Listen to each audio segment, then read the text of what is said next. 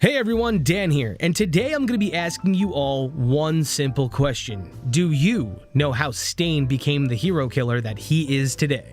Well, today's video, we're going to tackle it, and we're going to get to the bottom of it all. Grab your popcorn, grab your drinks, it's time to figure out how Season 2's big bad of My Hero Academia became a big bad. But before we get started, please be sure to subscribe and hit that bell. Alright, let's get to it. So, long story short, Stain wasn't always Stain. The hero killer once upon a time was known as Chizome Akaguro, an aspiring hero. Though as time progressed, his type of justice became warped and jaded, and this led him to kind of like preach on the streets about what it means to be a true hero. This was like his first foot over the ledge, his blatant fanaticism about what it means to be a true hero. While doing this, he adopted the persona known as Stendhal, the convictor, the judge. I mean, he kind of states that he's a hero at one point, but let's be real, anybody who kills anyone and commits crimes is a villain. Now, he encounters our protagonists in different capacities. In My Hero Academia, he's the full-on hero killer, while in Vigilantes, he's operating as a vigilante. Koichi is actually saved by him at one point. So immediately, Koichi takes a liking to Stendhal, and Stendhal tries to make Koichi understand what it means to be a true hero.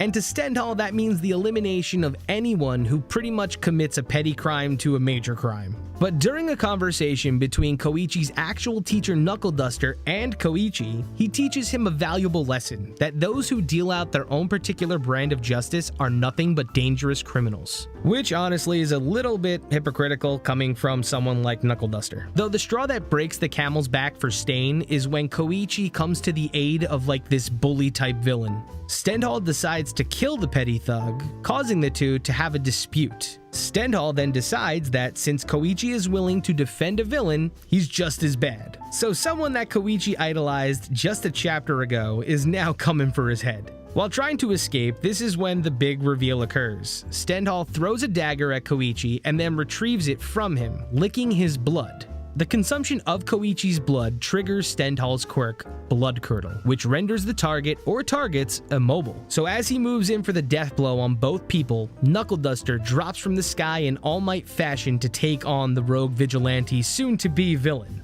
So when the dust clears, Stendhal and Knuckle Duster face off, and the battle culminates in Knuckle Duster throwing down a piece of rope and stating to Stendhal, "If you step over this line, I'm going to hurt you really badly." Stendhal notices that this man might actually not even have a quirk and can't do anything against his speed because it's already kind of inhuman. So Stendhal takes his time and carefully makes his move. When suddenly, bam, Knuckle Duster punches Stendhal so hard in the face, it crushes his mask and collapses his facial cavity, granting him a skeletal-like appearance. Sound familiar? This sends Stendhal reeling and he begins to melt down, with Knuckle Duster stating to him Stain's favorite line. Those who wear masks tend to think that they are invincible, and when they don their uniforms, they forget that they are just simply human. Because of this, they lack resolve. And when I say this triggers Stendhal, it triggers him so much that right then and there, the hero killer Stain is born. And amongst the blood pouring from his face, he considers himself enlightened by the words of Knuckle Duster. And with this, he makes his escape similar to how he abducts Deku and leaves the area before he can be apprehended by any of the vigilantes. The last we see of him before My Hero Academia, he's standing in his bathroom spouting rhetoric about being a false hero and that shedding his mask enlightened him.